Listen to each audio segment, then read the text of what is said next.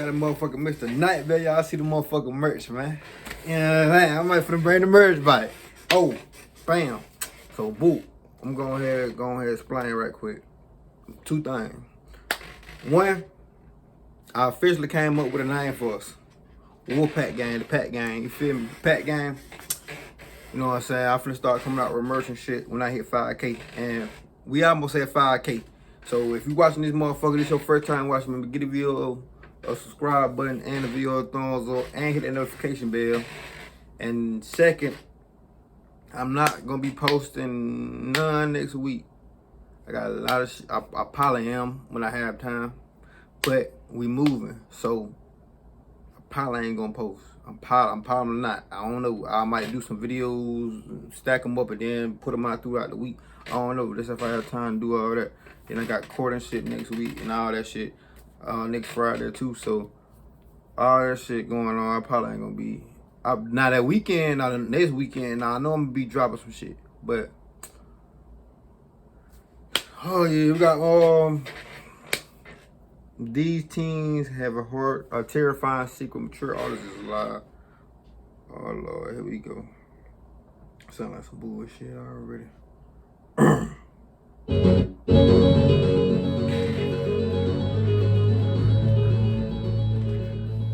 Morgantown, West Virginia is this beautiful place nestled at the bottom of this huge mountain range called the Green Mountains. It is a big-time college town as the famous West Virginia University is located there. And so during the school year, the town is full of young people, and during the football season, the town is absolutely buzzing. I like that Murdo. But the college is not the only reason people live in Morgantown. Lots of families choose to live there because there's so much to do year-round. Also, it's relatively safe, and in general, it's an up-and-coming place with new shops and restaurants and museums popping up every single year. But despite all of that, Morgantown is also known for something absolutely terrible. What up? And that is the story of Skylar Neese. In 2012, 16-year-old Skylar Neese was a sophomore in high school in Morgantown, West Virginia. She was a straight-A student, and she worked part-time at a Wendy's, which is a fast food restaurant chain. And by all accounts, she was extremely well-liked by her peers, her co-workers, and had many, many friends. She was the only child of Mary and David Neese, and they absolutely adored her. David, in particular, who was this big, burly man's man, he said that he spoiled his daughter rotten. The parents would say their daughter was full of love and life, and she was fiercely loyal, and at times she could be... That means she did. Absolutely hilarious. One of Dave's fondest memories is when Skylar was a very young girl, he was home taking care of her by himself. And that morning, as he's looking after her, she asks him if he will participate in one of her trademark tea parties. And so David, the ever dutiful father, walks over and says, "Of course, I'll participate in your tea party." And he sits down in this little tiny pink chair, and his daughter, who's got her ballerina tutu on, she's across the table and she's all smiles, and she sits down in her little pink chair, and she hands him this little plastic teacup. And so he takes the teacup and he sees there's water already inside of it, and so he sips the tea inside of the cup, and he says, "Oh, it's so good, honey, you did such a good job brewing this tea." And Skylar is just blushing. She is so happy and so thrilled that he liked her tea. Later that night, when Mary came home from work, she goes to her husband Dave and says, "Hey, how did it go? How was it looking after Skylar today?" And Dave would tell her about all the things they did, including their big tea party, and he would tell Mary that, this time she actually put water inside of the teacup, so it was actually like a real tea party. And Mary stops him and goes, "Dave, Skylar's not tall enough to reach the faucet. How could she have put water inside of those cups?" And it turned out Skylar was using toilet water to fill the teacups. Fast forward to 2012, and on the night of July 5th, 16-year-old Skylar Neese had just finished a night shift at the Wendy's restaurant, and she just got home. She walks through the front door of her family's apartment, and as soon as she gets inside, she tells her parents she's really tired, she wants to go to bed. And so she hugged both of her parents, she told them that she loved them, and then Mary and Dave watched their daughter walk down the first floor hallway, and then they watched her open her bedroom door, go inside, and shut it behind her. The following morning, Mary and Dave both had to work, so they were up early, and Skylar was not up. She was still in her bedroom, her door was still shut, and so they assumed she was just going to sleep in. And so Mary and Dave, they make breakfast, they're chatting, they're kind of doing their morning routine, and then when it was time to go to work, they decided, let's not bother Skylar. She worked late last night, let her sleep in. And so the parents, they leave without seeing or talking to their daughter. Later that afternoon, Dave would come home early from work, and he gets to the apartment, he goes and Did we do a story like this before? If I ain't tripping. We did a story like this before. Or I seen it. Because I know it's one or two Mr. Baller videos I've seen already. Right? Well, it's one on recent. But then, I think them came out. I think I reacted to that video. When he was like, whenever like his daughter, it was the daughter, and they didn't check on her before they left type shit. And then when they came back, she was blue and she was dead. Come to find out, it was her friend that killed her, the dude. Y'all remember that story? I know I ain't tripping. It's just inside, and it's quiet. Now, Mary was still at work, but Skylar at this point really should not have been asleep. It's like 2 or 3 o'clock in the afternoon, and so he's thinking, she's got to be up around here somewhere. And so he yells out to his daughter, hey, I'm home. Where are you? What are you up to? But there was no response. It was just silent. And so he walked down the first floor hallway towards his daughter's bedroom, and he saw the door was still shut. Now, she only kept that door shut when she was sleeping, and so he's thinking, okay, I guess she must still be asleep. This is really late in the afternoon, so, I'm going to knock on the door and see if she's okay. And so he knocks on the door and says, hey, Sky, it's late in the afternoon, you got to get up. But there was no answer, and when he listened to the door, there was no noise coming from the bedroom. So he thought that was pretty weird, and so he knocked a few more times, he yelled out a few more times, and when there was no response, no answer, no sound, he opened the door up. If you didn't know about the USA's new free health spending plan. And when he looked inside, Sky was not there. Now, Dave was thinking to himself, I don't think my daughter told me that she would be gone today, or at least not right now. And he's trying to think, did she say something? Was she meeting someone today? And he couldn't think of it. And so he just pulled his phone out and he called his daughter. But she didn't pick up, so he called his wife, Mary, and Mary's at work, and Mary picks up, and Dave asked her, hey, have you seen Skylar, or do you know where she is right now? And she would say, no, I don't know where she is. Maybe she's out with one of her friends. And so after Dave hung up the phone with his wife, he wound up calling one of Skylar's very closest friends. Her name was Sheila, and she had known Skylar since they were in second grade. They were practically inseparable, and he had a good relationship with Sheila. And so he just calls Sheila, and he says, hey, I haven't seen Skylar. She's gone right now. Do you know where she is? And Sheila would say, no, I'm sorry, I don't, but I did talk to her last night, but, there was nothing unusual about our interaction. It was just normal texting about, normal stuff. And so Dave said, okay, thank you. Well, if you could, can you please try to get in touch with Skylar? And if you do get in touch with her, please tell her to get in touch with us. Or if you hear anything about her, please just let me know. After Dave hung up the phone with Sheila, he kind of stopped and just looked around his daughter's bedroom and thought, maybe there's some clue in here about where she's gone. And at first glance, really nothing seemed out of the ordinary. But when he walked around her bed and was looking inside of her closet, he saw the mesh screen that should have been mounted on the outside of her window was in her closet. And he's thinking, why is that in there? There's no reason for it to be in the closet. And so instinctively, he just turns around and walks over to the window that this screen is supposed to be on. And when he looks down at the bottom of the window, he sees it's open, barely, just enough where you could maybe get your fingernails underneath the window and pry it open. And so Dave reaches down and opens this window all the way. And because there was no screen on this window, he just stuck his head all the way out the window. So his head is outside of the apartment. He's just kind of looking around, looking for some explanation of why this screen had been removed and put in her closet.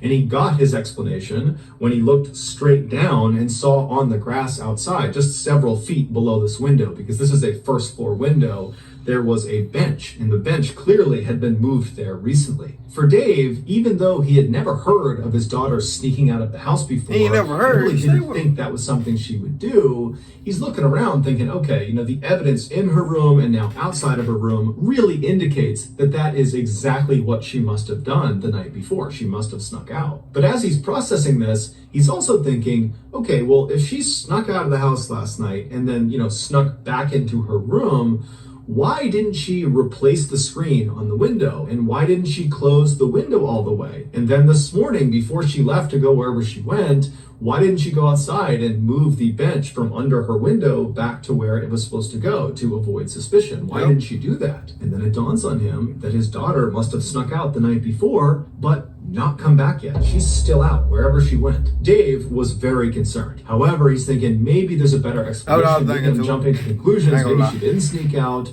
And so he calls his wife to kind of just talk with her and figure out what they should do. And they decide, you know what, this is concerning, but let's just give her a couple of hours to turn back up again. I'm sure she's fine. And so they begin to wait. She ran away. And then at 4 p.m. that evening, Wendy's, the restaurant where Skylar worked, called Dave and said, hey, have you seen Skylar? She was supposed to work today and she didn't show up. She didn't call. It's very unlike her. You know, what's going on? And shit. And none of these worked his ass jobs, none of these motherfuckers, I ain't gonna this was the tipping point. Dave and Mary knew. You were like, bro, what you calling me for? And so Dave, I ain't come. Do you have an emergency? I have a 16-year-old daughter who apparently snuck out of her room last night. She has not been home, hasn't went to work, can't get a hold of her from any of her friends. I am scared to death. Has she done this before? No.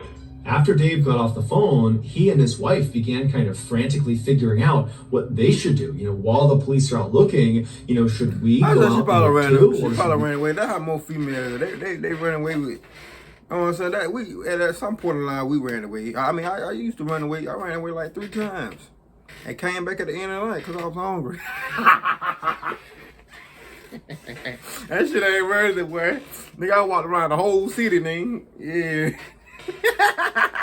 Stay here in case she's really? You guys, my hurt, we can help her if she gets here. And so they're having this really difficult and stressful conversation when Mary's phone rings and it's Sheila. And so Mary immediately answers it, hoping for some good news about her daughter. But Sheila asks Mary right away, you know, hey, has Skylar come home yet? And Mary says, no, she hasn't. And in fact, we just got off the phone with the police because this doesn't make sense. Something's wrong and we're getting the police involved. And so when Sheila hears this, she kind of takes a deep breath. And then after a little bit of a hesitation, she says, Mary, I've got to tell you the truth about last night. She would go on to explain that the night before, Skylar had snuck out of the house, and so had she, along with their other very close friend named Rachel. And Rachel was someone that Mary and Dave also knew very, very well. The 3 girls were kind of like best friends and totally inseparable. And so Sheila said the 3 of them snuck out, and in fact, they did this a lot, and they would drive around town and smoke marijuana together. But this was not the big reveal. Despite this being fairly shocking to Mary and Dave, this was not the big reveal. The big reveal was that when they went out and snuck out of their houses and smoked weed together, they would make sure they never drove their car. Whoever was driving would never drive directly in front of any of their houses. That's smart. I give them because that. They were concerned that the noise from the car could wake their parents and then they'd get caught. And so the way they would do it is after they snuck out of their house, they would walk a block or 2 away from their house, and then they would call or text the other 2, and they'd get picked up, and they'd go do their thing. And then when they got dropped off, they would get dropped off a block or 2 away from their home, and then walk the rest of the way. And so Sheila told Mary that last night, like so many other nights, she dropped Skylar off about a block away from their apartment, and then Sheila and Rachel drove off. So they did not actually see Skylar. So somebody kidnapped her. That's what I'm getting at right now. Somebody had to kidnap her. Enter her apartment. So they don't know for sure if she actually made it home okay. And so this was obviously horrifying for Mary and Dave to hear because it totally opened the door for their daughter to have been abducted during this walk from the drop-off point back to her apartment. The street she was on was not well lit. It's the middle of the night. It's dark. She's potentially high on marijuana. And so it seemed like that was a very realistic thing. Hey, man, I'm blaming that shit on weed, man. Come on, man. I hate when folks do that shit. Don't blame that shit on weed. Everybody can't handle weed. They just need to stop smoking. Smoke cigarettes. that could have happened, as horrifying as it I ain't sounded. promoted And so though. I ain't after promoted. Mary got off the phone with Sheila, she called the police and she updated them about what Sheila had told her. And then Mary and Dave met up with Sheila and Sheila's mother and began searching the immediate area around their apartment in hopes that maybe, she fell somewhere and she's trapped and she just needs to be picked up or helped in some way. But after searching for several hours and knocking on dozens and dozens of doors, nobody saw anything, nobody knew anything, there was no sign of Skylar. And so as this group is totally down, they don't know what to do, they feel totally helpless, they know the police are out looking for Skylar, but they want to do something and they don't know what to do. And that's when Mary remembers there is a security camera on the outside of their apartment building that is looking down at the road. And so right away, the four of them literally... How the fuck y'all didn't think about that the first time? How the fuck you forget that?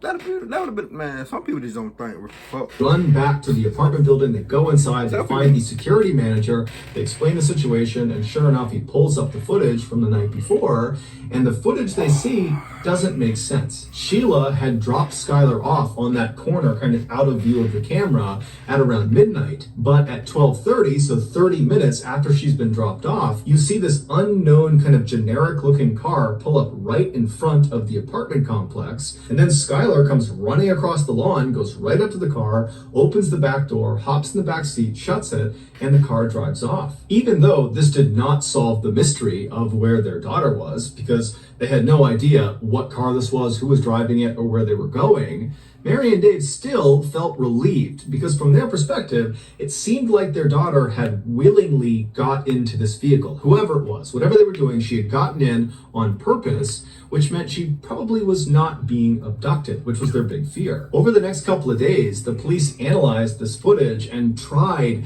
to get information about this car, but the footage was so grainy, they couldn't do it. However, the police were telling Dave and Mary, hey guys, I'm sure Skylar is going to show up any day now. As much as you may not want to believe it, that your daughter is capable of running away, it is fairly common for teens to do that. They'll run away, and then, a couple days later, they'll pop back Fuck up. that. And so I'm sure I came that's about what's the going on with same Skylar, that she chose to get in that I came car, about the same and day. so I'm sure she Fuck will all choose that. to get back in touch when she feels comfortable. So a couple of days go by, and the parents haven't heard anything from their daughter, and then a couple of weeks go by, still nothing, and then a couple of months go by, still nothing, and this is all despite the fact that there is a massive search happening led by the police, and locals in Morgantown had put flyers up everywhere that have pictures of Skylar Niece's face everywhere in town and in neighboring towns. It was like you could not go 5 feet without being reminded that this girl is missing. Have you seen her? If you have, give us information. Despite the amount of publicity this case was getting, no one came forward with any meaningful information. It was like Skylar had just vanished and no one had a clue what happened to her. Her parents were obviously devastated that they had no idea what happened to her, but they were kind of holding on to this idea that... So who car was that? They need to find out who car that was that she got in.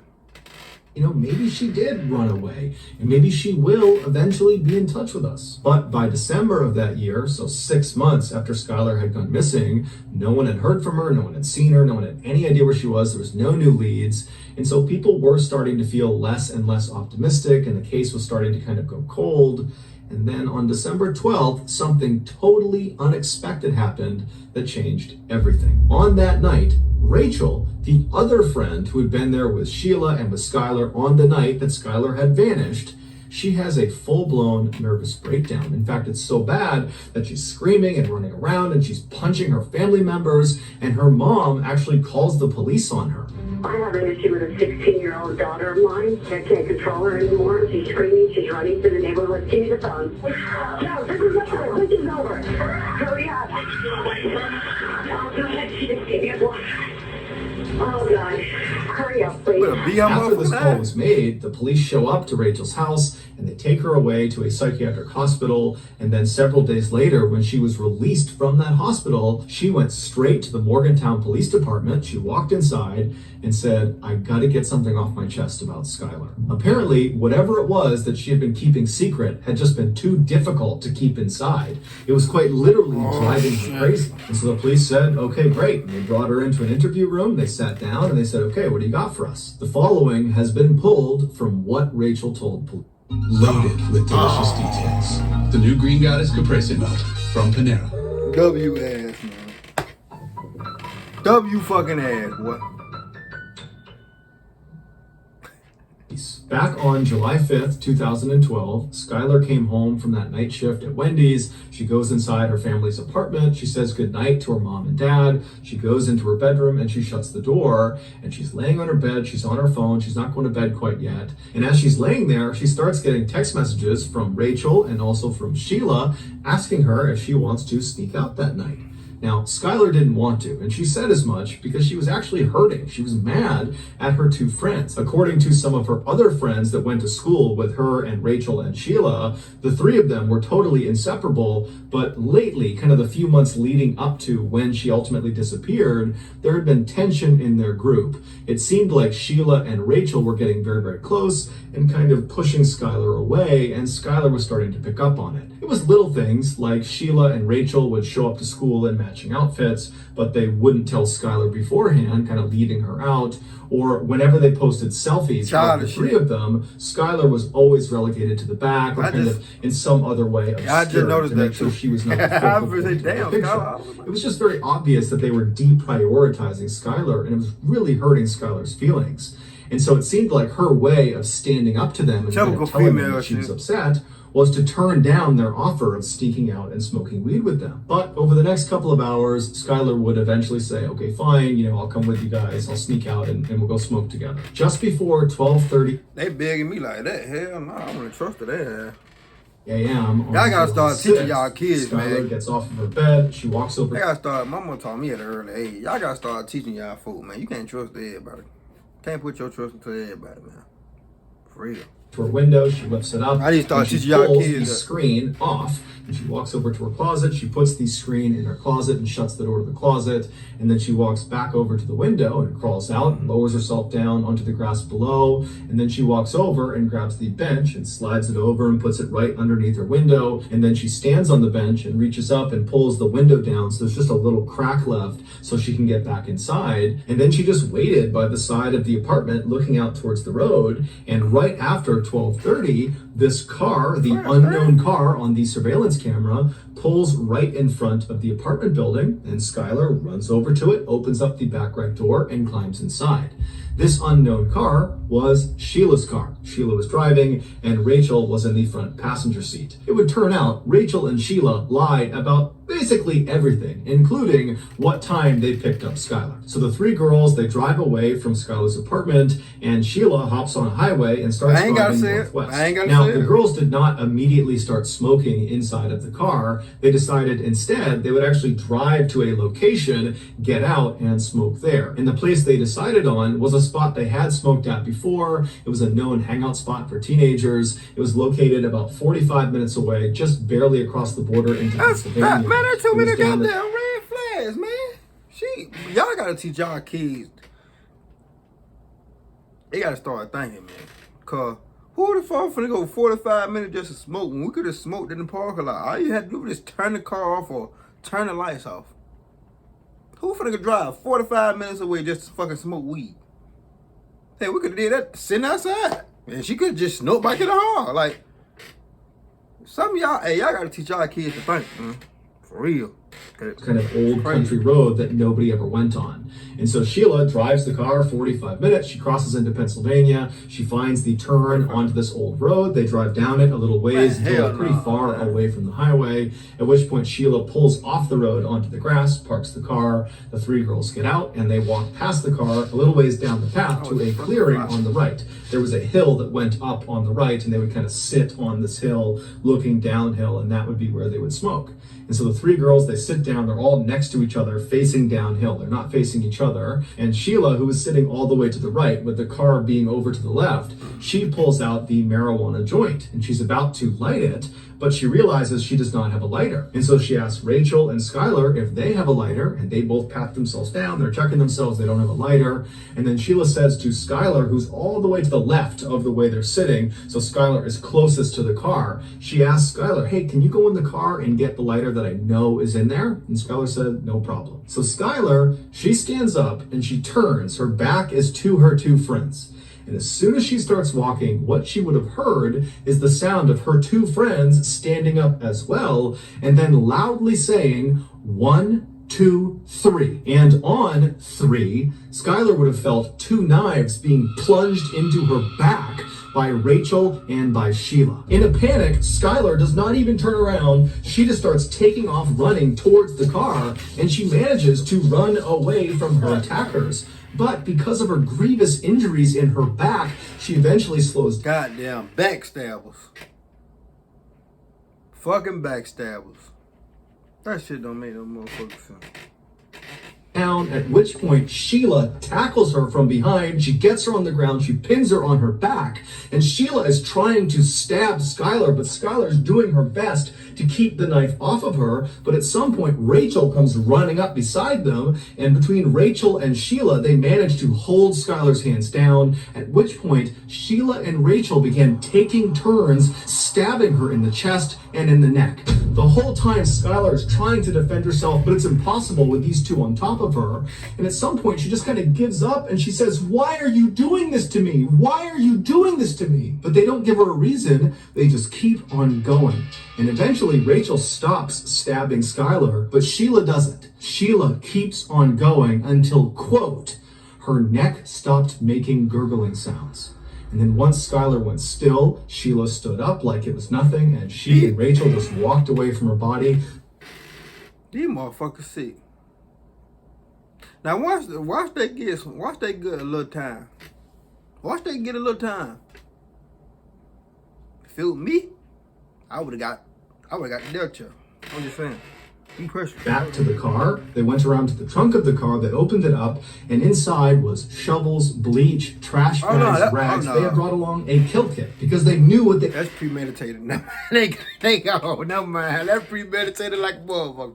That's premeditated like a motherfucker. We're gonna do this night is they start by cleaning themselves off. They get the blood off of them and off of their weapons, and then they take the shovels and they walk a little ways off of the road, kind of into the woods, and they try to dig a grave, but it would turn out the ground was too hard. And so they abandoned the grave idea and just grabbed Skylar's lifeless body and drag it just about 6 feet off of the road and kind of chuck it against a log. And then they threw boulders and sticks and anything they could on top of her body. They don't know if she's still alive at this point. So they're potentially dealing the fatal blow with these rocks and logs.